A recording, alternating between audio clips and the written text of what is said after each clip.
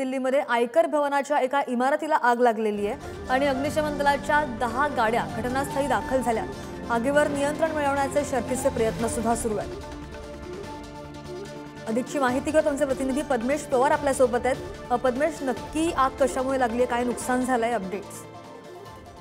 नक्की श्रद्धा, आपण बघितलं की दिल्लीचे जे इन्कम टॅक्स ऑफिस आहे तिथे 2 वाजता जी आग लागली होती, त्यामुळे आपण बघितलं की हा जो आता सध्याची आग आहे ती विझलेली आपल्याला पाहायला मिळते।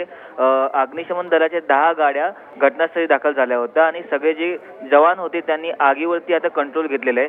अद्याप जे आगीचं कारण तरी बाहेर आलं नसलं तरी कदाचित शॉर्ट सर्किटमुळे आग लागल्याचा प्राथमिक अंदाज असा सांगितला जाते। त्याचबरोबर 10 गाड्या लवकरात लवकर आल्यामुळे ही जी आग आहे ती नियंत्रणात आली आहे आणि 2 वाजून बरोबर 10 मिनिटाला ही आग लागली होती। त्यामुळे तिकडचे जे कर्मचारी होते त्यांनी लगेच अग्निशमन दलाला कॉल करून त्यांनी तिकडे पाचारण केलं आणि जे अग्निशमन दलाचे जे जवान होते त्यांनी आगीवरती आता हळूहळू आपलं कंट्रोल घेण्यासाठी ते प्रयत्न करत आहेत। श्रद्धा, नक्कीच पद्मेश, धन्यवाद दिलेल्या माहितीसाठी। नवी दिल्लीमधून आपण ही बातमी पाहतोय। अग्निशमन दलाच्या 10 गाड्या घटनास्थळी दाखल झालेल्या आहेत आणि नवी दिल्लीमध्ये आयकर भवनच्या एका इमारतीला आग लागल्याचं पाहायला मिळत आहे। आग विझवण्याचे शर्थीचे प्रयत्न सुरू आहेत।